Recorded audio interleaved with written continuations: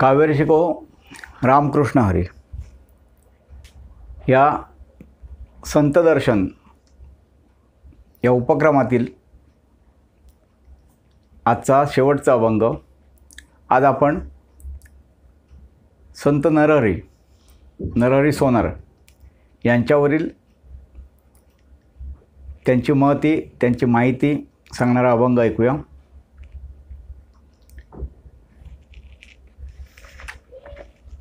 आषाढी एकादशीला आपण संत वंदना हा उपक्रम घेतला होता। त्यात 6 संतांची माहिती दिली होती, त्यांची महती सांगितली होती आणि आज ह्या कार्तिकी एकादशीला संत दर्शन हा आपण उपक्रम पूर्ण केला। त्यातले आज हे शेवटचे पुष्प आहे संत नरहरी। आता एकादशी दिवशी आपण एक विठ्ठलावरचा अभंग ऐकूया। आज ऐकूया संत नरहरी सोनार। पहिली आधी त्यांची माहिती घेऊया। संत नरहरी सोनार हे वारकरी पंथातील संत असले तरी ते प्रथम शैव उपासक होते। म्हणजे विष्णू आणि शंकर असे दोघांचे 2 भक्ती आहेत वेगवेगळ्या। तर हे शैव उपासक म्हणजे शंकराचे उपासक होते। पण एकदा पंढरपुराच्या विठ्ठल मंदिरात त्यांना साक्षात्कार झाला आणि ते विठ्ठल व शंकर म्हणजे हरी आणि हर हे 2 एकच आहेत असा त्यांना अनुभव आला। त्यानंतर ते विठ्ठलाचे भक्त आले आणि त्यांनी आपले जीवन विठ्ठलमय केले। त्यांचा जन्म श्रावण शुक्ल 13ला इसवी सन 1193 शके 1115च्या आसपास पंढरपूर येथे झाला। त्यांचे वडील अच्युतराव व आई सावित्रीबाई तसेच पत्नीचे नाव गंगा, तर मुलगा नारायण व मुलगी मालू। त्यांचा सोनाराचा पिढीजात व्यवसाय होता। 1400 वर्षे जगलेले महान योगी चांगदेव महाराज हे नरहरींच्या बारशाला स्वतः हजर होते आणि त्यांनी मुलाचे नाव नरहरी ठेवले होते कोणी चांगदेव महाराजांनी। नरहरींना गैनीनाथ महाराजांकडून गुरु उपदेश व नाथपंथीयांची दीक्षा व गायत्री मंत्र मिळाला होता। वारकरी मैलोनमैल चालून पंढरपुरात येऊन विठुराचे दर्शन घेत, परंतु नरहरी हे पंढरपुरात राहूनही कधी विठ्ठल मंदिरात गेले नव्हते, कारण ते शैव उपासक होते। हरीला पूजणार नव्हते, हरला पूजणार होते, शंकराला पूजणार होते। ते पक्के शिवभक्त होते व शिवाशिवाय इतर देवतांना ते मानतच नव्हते। पंढरपूरच्या एक व्यापाऱ्याला विठ्ठलाला केलेला नवस पावला व मुलगा झाला, म्हणून त्याने नवस फेडण्यासाठी विठ्ठलाच्या कमरेचे माप नरहरी सोनाराकडे देऊन सोन्याची साखळी बनवून ठेवायला सांगितले। पण तो जेव्हा विठ्ठलाला साखळी घालून गेला व्यापारी, तर साखळी विधवर मोठी झाली, म्हणून तो नरहरीकडे गेला। तेव्हा नरहरीने एक माणूस पाठवून परत माप घेतले, स्वतः नाही गेला, पण पुन्हा तोच प्रकार झाला। तेव्हा नाईलाजाने नरहरी विठ्ठल मंदिरात गेले, पण विठ्ठलाचे दर्शन व्हायला नको म्हणून त्याने आपल्या डोळ्यावर पट्टी बांधली। पण नरहरी विठ्ठलाच्या कमरेचे माप घेऊ लागले तेव्हा त्यांच्या हाताला व्याघ्रचर्म लागले। विठ्ठलाचं पितांबर असतं आणि शंकराचं व्याघ्रचर्म असतं कमरेला, तर त्यांच्या हाताला व्याघ्रचर्म लागले जे भगवान शंकर परिधान करतात। म्हणून त्यांनी मूर्तीच्या गळ्याकडे हात नेला, तर त्यांना गळ्यात नाग हाताला लागला। शेषनाग जाणवले त्यांना। संत नरहरी गोंधळले व त्याने डोळ्याची पट्टी काढली, तर समोर विठ्ठल।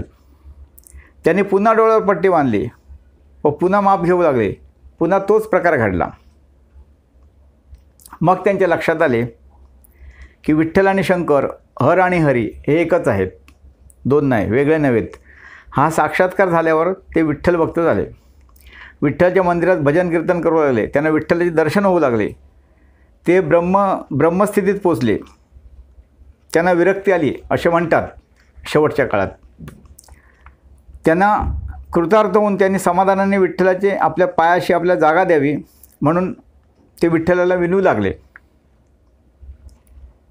व एके दिवशी आपली पत्नी, मुले, नातवंडे यांचा निरोप घेतला.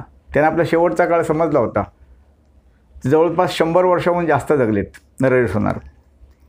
मग त्यांना विरक्ती आली होती. त्यांना आता आपलं कृतार्थ झालं जीवन, आता आपण जगायला नकोसं वाटलं म्हणून त्यांनी आपल्या पत्नीचा, मुलांचा, नातवांचा, सगळ्यांचा निरोप घेतला.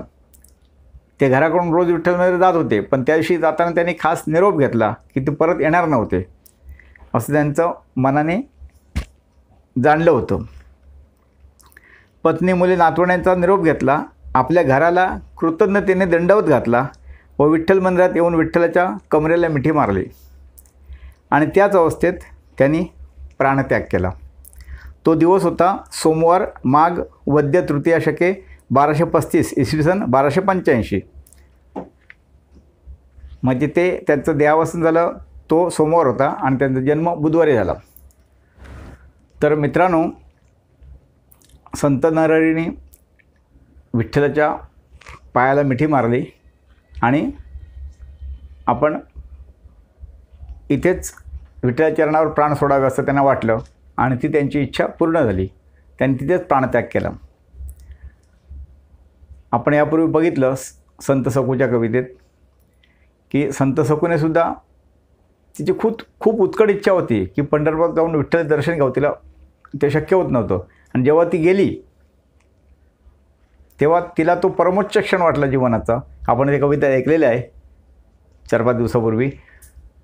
तेव्हा तिनेही तेच आळवणी केली विठ्ठलाला आणि तिने तेच प्राण सोडला. तसंच संत कानोपात्रा, तेही आपण ऐकलं कवितेत. जेव्हा मुस्लिम सरदार तिच्यावर बळजबरी करत तिला न्यायच्यासाठी त्यांनी सैनिक पाठवले, तेव्हा तिला ते जायचं नव्हतं. ती विठ्ठलमय झाली होती, विठ्ठलजीच होती, पूर्ण विठ्ठलमय जीवन. तिला बाकी कशात सुख नव्हतं आणि तिनेसुद्धा विठ्ठलाच्या चरणाला मिठी मारली आणि तिनेसुद्धा तिथेच प्राणत्याग केला. विठ्ठलाला आळवणी केली, नको राया नको विठुराया अंत असा पाहू. ते आपण भजन खूप प्रसिद्ध आहे. तर आजच्या या संत दर्शन उपक्रमात हे 3 संत बघितले ज्यांचं प्राणत्याग त्यांनी विठ्ठल मंदिरात विठ्ठलाच्या मूर्तीजवळ केला आहे. आता संत नरहरी आपण यांच्यावरील अभंग ऐकूया. अच्युत सावित्री पंढरपुरात, अच्युत सावित्री पंढरपुरात होते शिवभक्त शैवपंथी. अच्युत सावित्री पंढरपुरात होते शिवभक्त शैवपंथी. श्रावण मासात शुक्ल त्रयोदशी, श्रावण मासात शुक्ल त्रयोदशी बाळाच्या दिवशी जन्म आले. भाग्यवंत बाळ, भाग्यवंत बाळ योगी चांगदेव, भाग्यवंत बाळ योगी चांगदेव ठेवले जे नाव नरहरी. नरहरी होते पक्के शिवभक्त, नरहरी होते पक्के शिवभक्त भजती ते फक्त शंकराशी. कधी नाही गेले विठूच्या मंदिरी, कधी नाही गेले विठूच्या मंदिरी राहुनी पंढरी ऐशे शैव. नको दुजा कुणी एकमात्र देव, नको दुजा कुणी एकमात्र देव शंभो महादेव समर्थ तो. नेकीने करीती पिढीजात धंदा, नेकीने करीती पिढीजात धंदा मुखी नाम सदा भोलेनाथ. विठू मंदिरात कामासाठी गेले, विठू मंदिरात कामासाठी गेले डोळे बांधी गेले स्वतः त्यांनी. विठ्ठल मूर्तीला स्पर्श जेव्हा केला, विठ्ठल मूर्तीला स्पर्श जेव्हा केला शंकर जाणेला पुन्हा पुन्हा. हरिहर एक नाही त्यात भेद, हरिहर एक नाही त्यात भेद उगा नको वाद आले ध्यानी. नरहरी आता विठू भक्त झाले, नरहरी आता विठू भक्त आले. अभंग रचिले विठ्ठलाचे विठू मंदिरात होऊन तल्लीन, विठू मंदिरात होऊन तल्लीन भजन कीर्तन करीत ते. विठू सहवासे तृप्त झाले मन, विठू सहवासे तृप्त झाले मन कृतार्थ जीवन अवघेची. नरहरी म्हणे पुरे झाले जिणे, नरहरी म्हणे पुरे झाले जिणे व्हावे आता सोने पांडुरंगा.